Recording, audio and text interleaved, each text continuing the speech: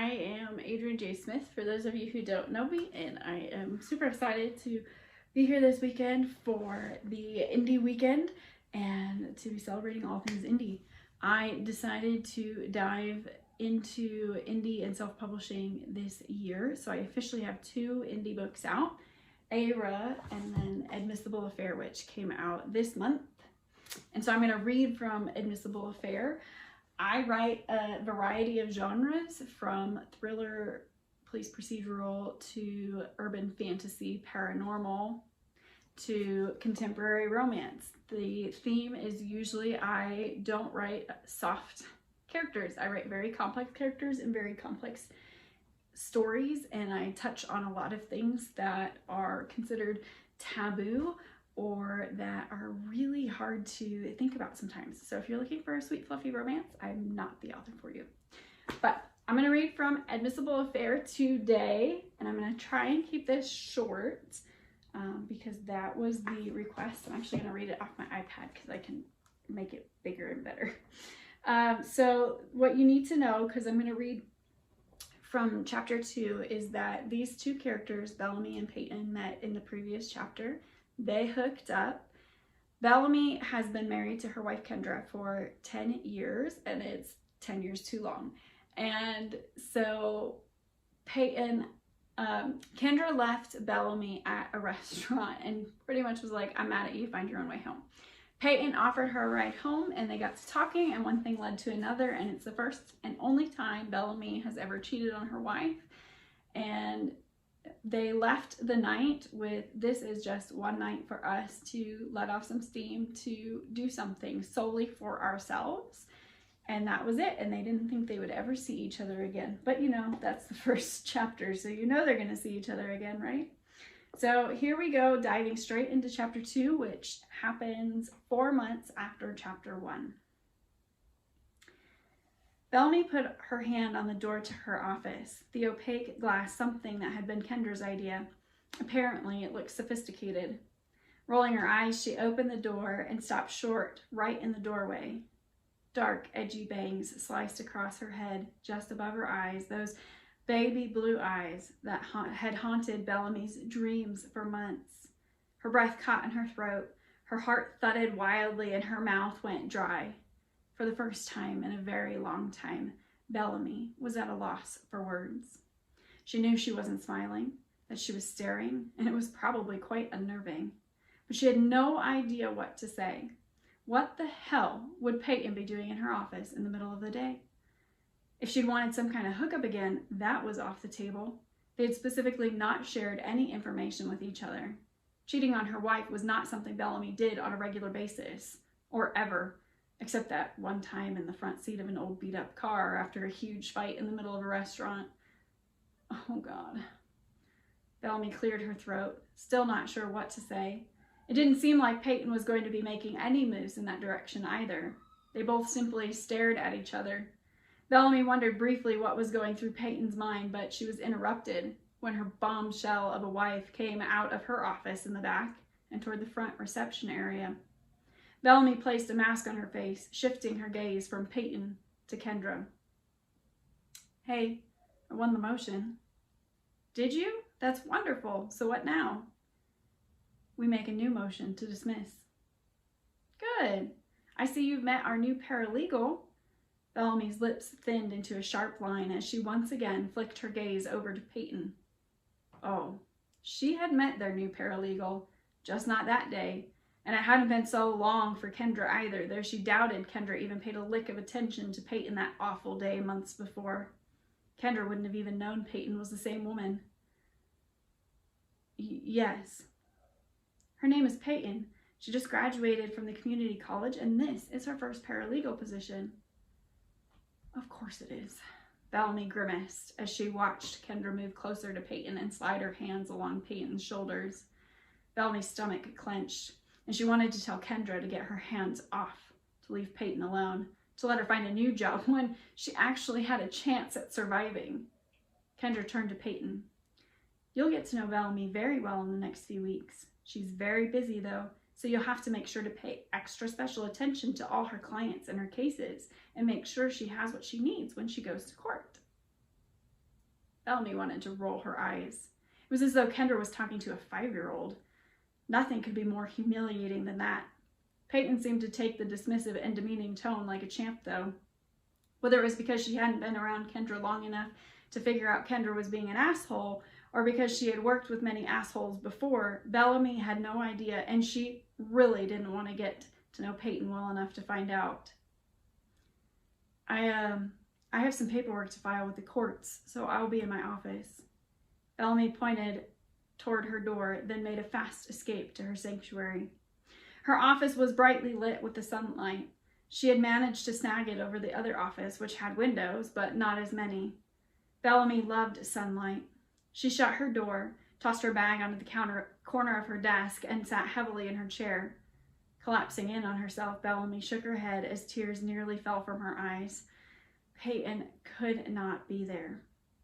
It had to be an illusion or something. Her one-night stand from months ago could not possibly be her new paralegal. The one woman who could very well ruin her ability to divorce her wife, take her law firm, and start her new life over in the way she wanted. Damn lawyers for always drawing up tight documents, including prenups and business arrangements. She should have never married another lawyer. The knock on her door was surprising. Kendra never knocked. She just barged in at her own discretion, whether Bellamy was with a client or not. Straightening her back so she wasn't slouching, Bellamy stared at the door like she could see through it and who was on the other side. Except she knew who was there, and she did not want to talk to her. "Come in," Bellamy called, her own voice betraying her. She had nowhere to hide. Peyton knew she was in there. She just wanted an hour to figure her own drama out, freak out, then come to some logical conclusion before dealing with Peyton and trying to get her to quit or run or get herself fired in some way. Peyton came through the door and shut it behind her. She gnawed on her lip as she stood at least 3 feet away from Bellamy's desk. She looked so small in that moment. She was a small woman in general, but she looked defeated and scared.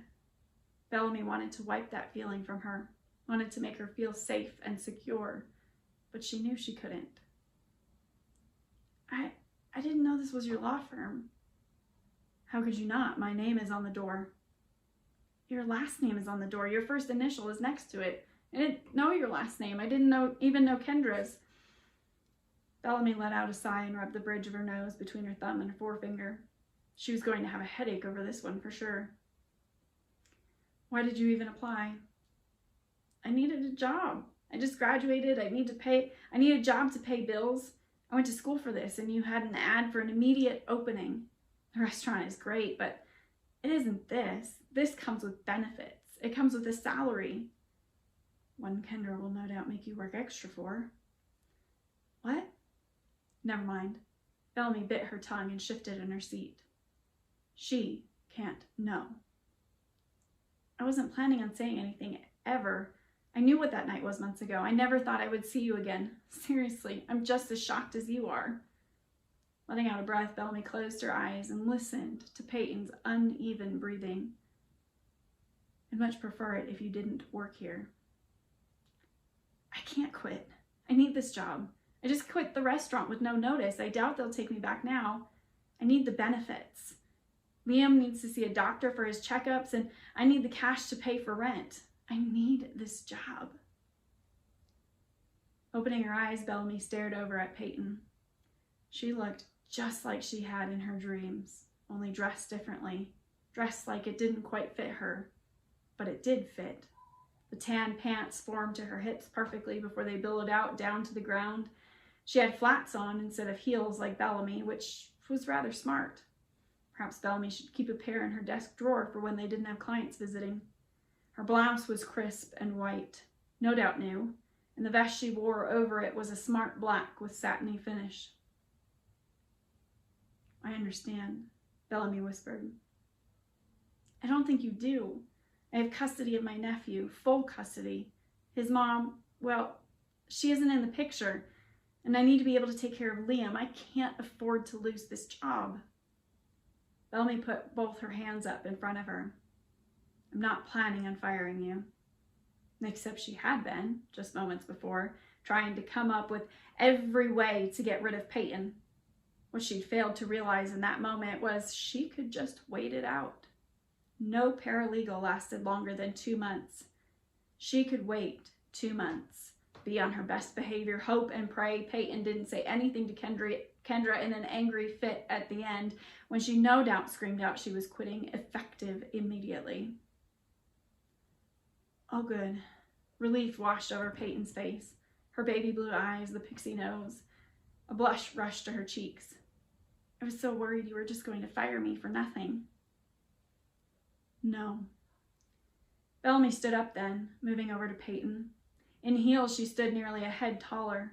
Curling her fingers into her palm, Bellamy tried to make herself not reach out and touch. It would be inappropriate, except everything about that situation was already bordering on that. Cupping Peyton's cheek, she turned Peyton's face up so she could stare into those eyes. Eyes with wisdom and depth she had rarely seen in such a young woman. No, I won't fire you. But you cannot tell Kendra about that night. It will ruin me. I promise. Bellamy paused, swallowed, and then licked her lips, imagining Peyton's against hers. I believe you. She wanted nothing more than to kiss her right then. But after making the demand Peyton keep everything a secret, it would be awful of her to do that. Releasing Peyton's cheek, Bellamy stepped away and let out a breath. And it won't happen again. Those words pained her to say. She wanted it to happen again. It was very near the last time she'd had sex, except that one angry bout of sex when Kendra had gotten drunk after a trip to Cabo San Lucas the month prior, and that had not been good sex in any fashion. I understand. Good. Now, if you'll excuse me, I have work to get done. Peyton hesitated only briefly before she turned and exited through the door she hadn't gone farther than a foot from. Alone, Bellamy collapsed into her chair and closed her eyes.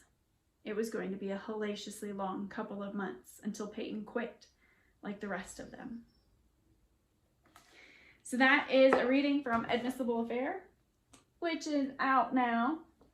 Thank you so much for joining, for having fun, and for letting me read. It was a pleasure to get to do this and a pleasure to get to know you. I'll catch you later. Bye.